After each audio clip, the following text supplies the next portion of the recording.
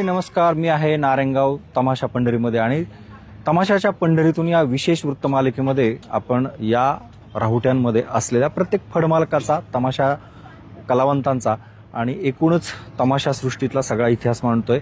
सध्या झालेले बदल काय आहेत ते पण पाहतोय. आज आपण अजून एका नवीन फडमालकासोबत, त्यांच्या व्यवस्थापकासोबत गप्पा मारणार आहे. माझ्या मागे जर पाहिलं तर ही एक नवीन तमाशा पंढरीमध्ये दाखल असलेली एक बारी आहे. सौ रेखा सविता नगरकर, लोकनाट्य तमाशा मंडळ. खरं तर संगमनेर साईडचा हा तमाशा आहे आणि 10-1 वर्षाचं या तमाशाचं अस्तित्व आहे. मागच्या 4-5 वर्षापासून नारायणगाव तमाशा पंढरीमध्ये यांची राहुटी लागते. नेमकं काय वेगळेपण आहे या तमाशाचं हे सगळं जाणून घ्या.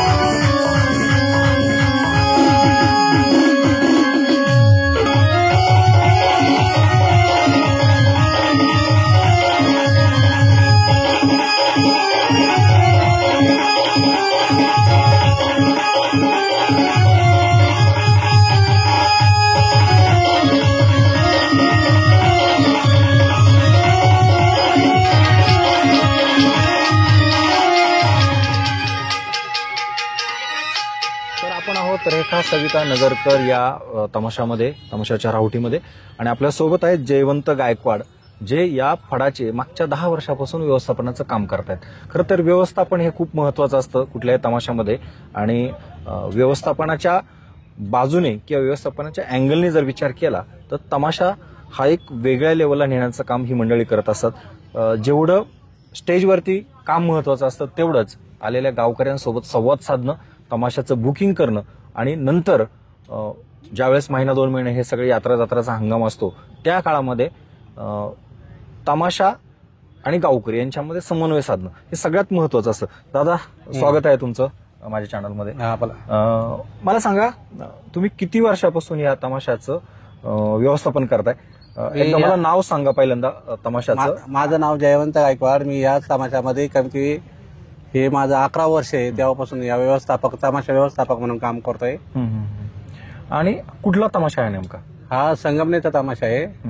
त्याचे जे संचालक आहे गोकुळ क्षीरसागर म्हणून आहे, संचालक आहे, व्यवस्थापक पण काम बघताय ते. आणि नारायणगावचं हे चाललं काम मी बघतोय.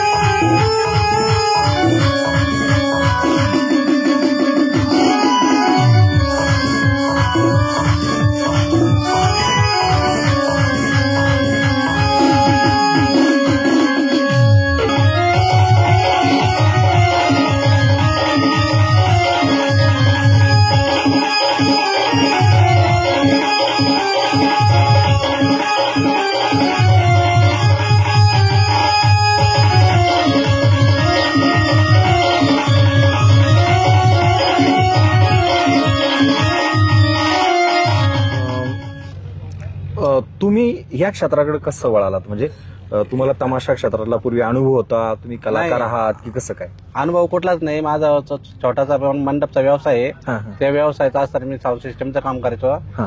साऊंड सिस्टम कडून या तमाशा व्यवसायात उतरलेला आहे हम्म. आणि तेव्हापासून मग मॅनेजमेंटचं काम करतोय. खूप महत्वाचं म्हणजे हा. एखादा तमाशा एखाद्या यात्रा जत्रेमध्ये उभा राहतो, गावकरी तिथे जमतात तो तमाशा पाहायला, हा. तर स्टेज आणि तिथं स्टेज लावणारे लावायचं काम पडदे, करायचं हे सगळं महत्वाचं असतं. हा, सगळं महत्त्वाचं. तुम्ही स्वतः मंडप व्यवसाय का? मंडप व्यवसाय. नंतर इकडे कसं वळाल? म्हणजे तुम्हाला हा ज्या तमाशाचा इकडं येण्याचं कारण असं आहे का माझे एक मित्र आहे हं. शिराजबाई मंडपवाले, आमच्या गावचे ते सामनापूरचे. हं. त्यांच्या वतीनं त्यांच्या मार्फत मी या ठिकाणी या क्षेत्रात आलेलो आहे.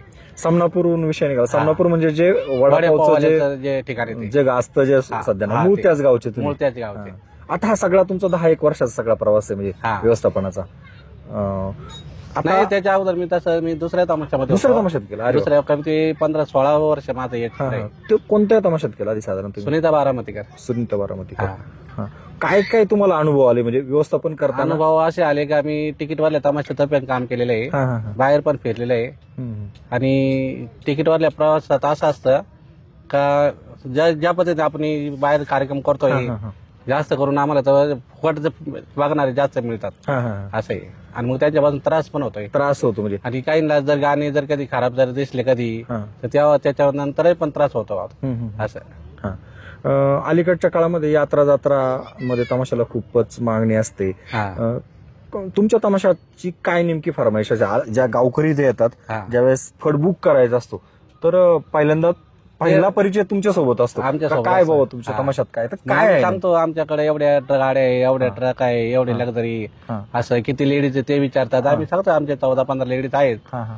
जेवढं आमच्याकडे आहे तेवढं आम्ही स्पष्ट सांगून टाकतो. हा, हा, हा. आणि त्यानंतर मग ते ठरवतात किती देणार घेणार, हम्म. या विषयावर चर्चा चालते. यावेळेच्या सुपाऱ्या सगळ्या बुक झाल्यात, जवळपास 50% तरी झाले असेल. नाही, पहिले जे मोठमोठे जे तंबूवरले तमाशे हा, असतात ते त्यांचे मग- बुक होत्यात, हा. त्याच्यानंतर आमचे बुक होतात, असं आहे ते. आणि तुमच्या दृष्टीने पाडवा खूप महत्वाचा असतो. पाडवा खूप मोठा आहे. कारण ज्यावेळेस मोठे फड जातात त्यानंतर जातात त्याच्यानंतर मग आमच्या सुपाऱ्या मग आमचे चालू होते तिथून पुढे. आपली कमीत कमी असं आणि जास्तीत जास्त कसं आहे आपलं? आता आमचे जे कार्यक्रम आहे ना, आमच्या कार्यक्रमामध्ये आमचा खर्च जास्त केलेला आहे आम्ही. हो, हो. आणि खर्च पण वाढलाय. खर्च जास्त केल्यामुळे आम्हाला कमी ते 2-2.5 लाख रुपयाची अपेक्षा असते आमच्या हा, कार्यक्रमाची. हा. तर परवडतं कारण जर महागाईच्या- परवडतं, कारण आमचा खर्च पण तेवढा झालेला आहे ना, बरोबर. असं. एकूण किती कलाकार आहे सध्या आपल्याकडे? एकूण सगळे? 60 कलाकार आहे. 60 कलाकार. 60 आणि टोटल बिगारी सहज 60 आहे. आणि सगळे आपल्या नगर परिसरातले नगरचे, बारामतीचे, काही इकडे करमाळा, बुलढाणा, औरंगाबाद, जालना या भागातले. थोडं मला फडाबद्दल जाणून घ्यायचे. कदाचित तुम्ही जरी इथं असलात तरी तिकडे रिहर्सल वगैरे झाल्यानंतर चालू आता आपल्याकडे असे कोणते कलाकार आहे की जे सध्या तमाशातला मेन जो गणगवळण असते त्याच्यामध्ये पार्ट घेतात, त्यानंतर मध्ये मिमिक्री असते, नंतर लावणी किंवा नृत्य असतं, तर एक दोन नावं पण मला ऐकायला आवडतील. महाराष्ट्रातले लोक ही आता बातमी आमच्याकडे काळू बाळूचे तमाशातले पहिले काशनाथ हे आपला बाभूळ वंडीकर हे म्हणजे हे कलाकार आहे. हे टोटल म्हणजे समाजामध्ये संपूर्ण काम सांभाळतात. आधी गणगवळणीपासून तो वगैरे सगळे सरदार म्हणून काम सांभाळतात, सगळं काम सांभाळतात ते. की असे बरेचसे कलाकार आहेत त्याच्यात. आणि मालकीनबाई ज्या दोघे आहेत, जे नाव आपल्या तमाशाला, रेखा आणि सविता नगरकर. हा, नगरकर. हा. तर या नेमकं काय पाहतात? त्या लेडीज कडून जेवढं नृत्य करायचं ते सगळं त्यांच्याकडून करून घेतात. त्यांच्याकडनं करून घेतात. यांना ह्या क्षेत्रातला अनुभव काय? स्वतःचा ऑर्केस्ट्रा होता पूर्वी? नाही, कुठलाच ऑर्केस्ट्रा नाही, कुठला नाही, फक्त खाली तमाशाच. तमाशा सुरू केला त्यांनी. हा, हा. मला एक सांगा, ह्या वेळेस आपलं वगनाट्य काय 1-2 नावं म्हणजे कुठलं पॉप्युलर आहे का जे ज्याला मागणी आहे? बगनाट्य आता सध्या आहे ना, आम्ही धार्मिक बगनाट्य दाखवले संत तुकारामाचा. हा, हा, हा. गरुडाचा सीन दाखवलेला आहे. आणि धार्मिक हे चांगला आहे हा, हा. असं सीन दाखवलेलं आहे आता सध्या. हा, आणि तो म्हणजे जास्त परिचयच पण उतरला, लोकांना आवडतोय आवडतोय असं पण. आहे. हा, हा. म्हणजे गेल्या वर्षी पण जरा थोडासा भाग केला, पण चालू वर्षी पूर्ण टायटल दाखवलाय ते. हा, हा. आणि बघण्यासारखं आहे बा चालू वर्षीचा. 10 वर्ष तुम्ही आता व्यवस्थापन करताय, आधीचा 5 वर्षाचा अनुभव आहे. हा. अलीकडच्या काळात थोडी रुची लोकांची वगनाट्याची कमी झालेली आहे. मग अशा वेळेस एक तुम्ही व्यवस्थापक म्हणून कसं पाहताय सध्या? म्हणजे नेमकं लोकांना काय अपेक्षित आहे? आता लोकांना म्हणजे आताच्या मुलांना सगळं नवीन लागतंय, सगळं डिस्को लागतंय. बघनाट्य कोणी पाहण्याच्या तयारीत नाहीये. हा, हा. बघनाट्याचा लावलं आम्ही स्टेजवर दाखवायला सुरुवात केली, गावकरी लोक निघून निघून जातात जातात. असं हा, आहे. हा. आणि मग त्यामुळे जे पोरं बसलेले असतात हम्म. त्यांच्यासाठी 2-3 गाणे घ्यायचे, कार्यक्रम बंद करून टाकायचा. शासनाची परमिशन 12 वाजेपर्यंत असते हा, फक्त. त्यामुळे 12 पर्यंत. त्याच्या पुढे कार्यक्रमाला परवानगी मिळत नाही, हा, हा. कार्यक्रम बंद होतो तो. हा, हा, हा. आपण जर पाहिलं तर तमाशा म्हटलं की तमाशात मिमिक्री खूप महत्वाची असते. महत्वाची. डायलॉग बाजी, Dialogue गाणी, बाजी. रंगबाजी सगळंच पाहिजे, सगळ्यात पाहिजे. महत्व असतं. सोंगाडे म्हणून आपल्याकडे कोण आहे सध्या, आणि काय नेमकं कोण कलाकार आहेत ते? सोंगडे म्हणून त्यांचं नाव नाही आता मला सांगता येणार, हा. पण सोंगडे 3 जण आहेत. 3 जण आहेत. हा. हा, हा. आणि चांगले कलाकार, चांगले नावाजलेले कलाकार. कलाकार आहेत ते हा, पण. हा. व्यवस्थापन करताना किती मोठी तारेवरची कसरत असते, कारण दरवर्षी तुमचे कलाकार बदलत असतील. दुसऱ्या कलाकार फळातून- बदलतात, लेडीज बदलतात, काही कलाकार इकडे जातात, काही तिकडे जातात. हा, हा. असे पण पळापळी कलाकारांची चालू राहतील, त्यांना पण तोंड द्यावं लागतंय. जसं आपल्याला माहिती आहे, ऊस तोडणी जे मजूर असतात हा. त्यांना आधी ऍडव्हान्स द्यावा Advance लागतो. द्यावा पण लागतो. कारखाना सुरू व्हायच्या आधी दुसऱ्या कारखान्यांनी जास्त पैसे हा. दिले की ते तिकडे जातात. मग असं असा आता अनुभव पण आपल्याला येतो. हा, मग आता चालू आहे आताचा अनुभव ना. तुम्हाला आता किती फटका बसला यावर्षी, असे का काही कलाकार सोडून गेले? आता आम्हाला कमी ते 1-1.5 लाखापर्यंत फटका बसला आतापर्यंत. हा, हा. म्हणजे आणि चालू किती वर्षी. कलाकार सोडून गेले असे आपल्याकडचे? कमी ते 10-12 कलाकार गेलेत आता चालू वर्षीच. आणि मग नवीन कलाकार घेताना पण तारेवरची कसरत हा, असेल. मग घेतलेत कलाकार घेतले. हा. आता ह्या ज्या नृत्यांगना असतात किंवा लावणी कलाकार असतात, ही कुठल्या भागातले साधारण? साधारण औरंगाबाद, जालना, काही इकडे कर्जत, बारामती हा, हा. या भागातले असतात. आम्ही ऐकलंय की अलीकडच्या काळात जे पारंपरिक लावणी नृत्य करणाऱ्या ज्या महिला होत्या हा. त्यांचा पण वाणू आता आहे, म्हणजे कमी प्रमाणात तिकडे वळतायत. वळतायत ते. काही ज्या जमाती आहेत, जसं हा. की फासे पारदे असतील किंवा हा, नाही इतर ते- समाजातल्या त्या- नाही, आताच्या मुली फक्त तेवढ्याच राहिल्या, नाही तर आपल्या दुसऱ्या याच्यातल्या मुली राहिल्याच नाही, नृत्य करायला येत पण नाही आता. असंही आणि त्या समाजात थोडंसं शिक्षणाचा अभाव असल्यामुळे मला वाटतं. शिक्षण कमी आहे हा, त्यांच्या त्या समाजात, शिक्षण कमी आहे. हा. पण ह्या कुठल्या भागातल्या आहेत मग आपल्याकडे येणाऱ्या मुली? आपल्या इकडे येणार आहे आमच्या नाशिक भागातले, काही इकडे औरंगाबाद भागातले, काही बुलढाणा भागातले, या भागातले, बारामतीचे.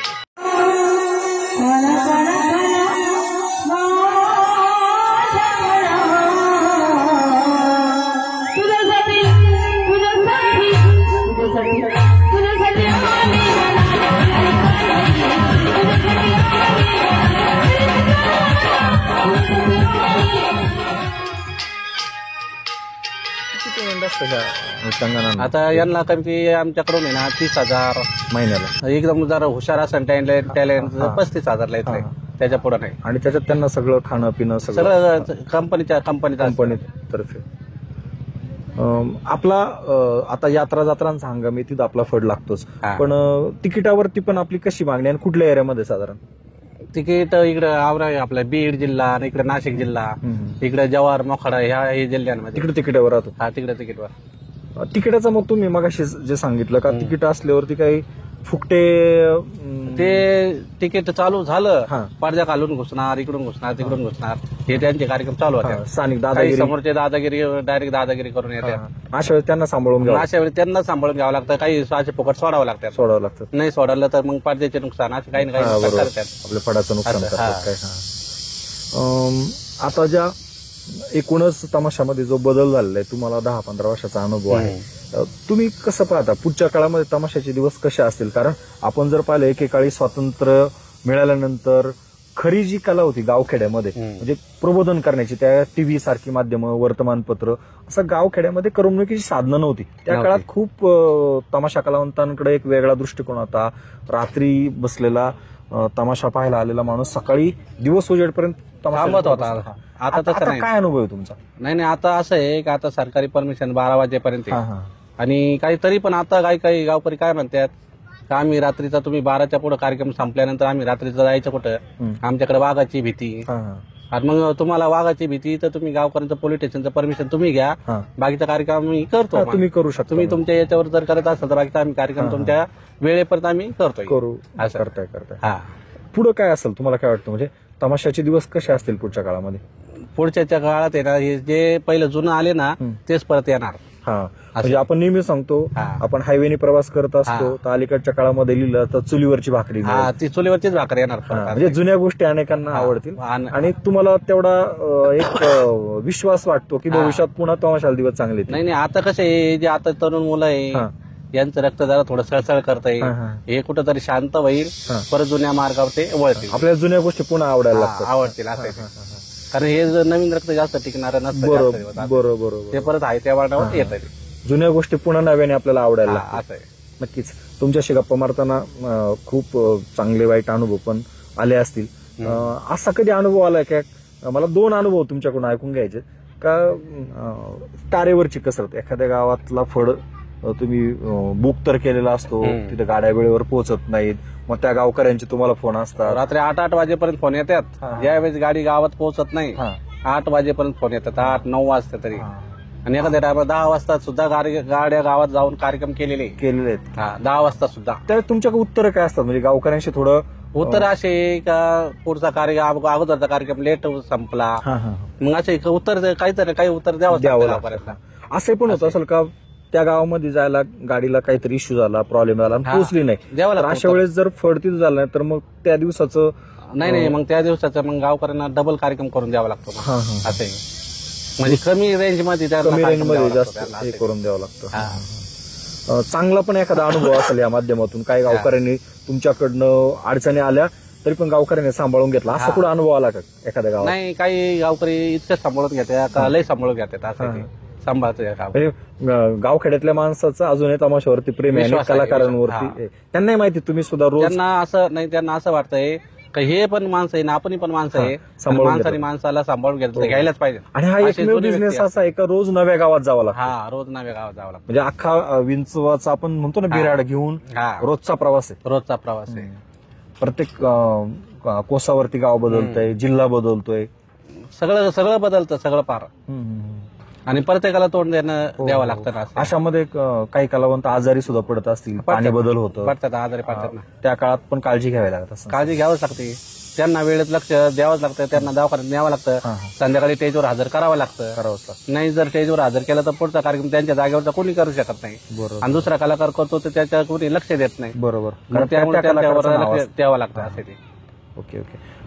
दादा, तुमचा फड आता बऱ्यापैकी महाराष्ट्रातल्या ठराविक जिल्ह्यांमध्ये पॉप्युलर असेल, पण असे काही जिल्हे असतील का ज्या ठिकाणी आमच्या बातमीच्या माध्यमातून त्यांना वाटलं तुमचा हा फड त्यांच्या गावात न्यायचं, तर त्यांनी कोणाशी संपर्क साधावा? पुन्हा एकदा तुम्ही तुमच्या फडाचं नाव आणि तुमचं नाव सांगून नंबर सांगा.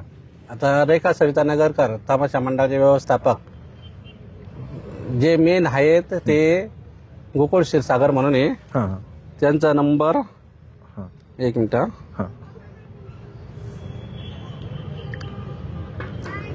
7098 43 566.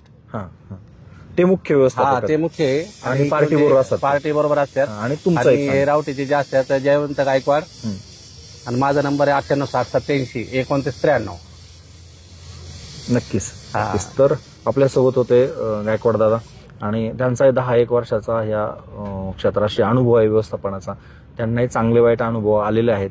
खरं तर व्यवस्थापन हे खूप महत्वाचं असतं, आणि व्यवस्थापनाच्या जोरावरतीच एखादा तमाशा सीझनमध्ये गावागावामध्ये गेल्यानंतर चांगल्या वाईट अनुभवानं सामोरं जात असतो. साध्या वडापावची गाडी जरी टाकायची असली तर तिचं व्यवस्थापन किती महत्वाचं असते आपल्याला माहित आहे. साधी पाण्याची टपरी टाकायची असतं त्याचं व्यवस्थापन महत्वाचं असतं. पण तमाशासारख्या कलेला महाराष्ट्राची एकेकाळची ही लोकनाट्याची परंपरा, गावखेड्यात घेऊन जाणारी परंपरा, गाव जत्रेत हिचं एक अस्तित्व टिकून आहे. आणि त्यातला जेवढं कलाकाराचं स्थान महत्वाचं असतं तेवढंच व्यवस्थापकाचं पण महत्वाचं असतं. दादाने आपल्याला चांगले वाईट अनुभव पण सांगितले, आणि तुम्हाला सुद्धा तुमच्या गावामध्ये हा जर फड न्यायचा असेल तर दादाने दिलेल्या नंबरवरती जे 2 व्यवस्थापक आहेत जे फडासोबत असतात आणि इथं असतात, यांच्याशी संपर्क साधा. आणि पाडव्यानंतर तुमच्या गावातली जर यात्रा असेल, आता पाडवा 1-2 दिवसावरती आलेला आहे, तर हा फड नक्कीच तुम्ही गावात घेऊन जाऊ शकता. नेहमीचे जे फड तुमच्या गावात घेऊन जाता त्यापेक्षा काहीतरी वेगळं तुम्हाला पाहायला मिळेल, आणि आपल्या गावची यात्रा सुद्धा या निमित्ताने एक चांगल्या पद्धतीने साजरी करता येईल. असेच उर्वरित फड सुद्धा आपण पाहणार आहोत. आपण मोठे फड बऱ्यापैकी सगळे कव्हर केलेले आहे तमाशा पंढरीमध्ये. अजूनही काही फड राहिले आहेत. पाडव्यापर्यंत हा सिलसिला तुमचा आणि माझ्या सोबत राहणारच आहे चालू, कारण तमाशाच्या पंढरीतून ही वृत्तमालिका दाखवत असताना फडमालक असतील किंवा व्यवस्थापक असतील किंवा काही कलाकार सुद्धा या निमित्ताने तुमच्यापर्यंत घेऊन येत आहे. धन्यवाद.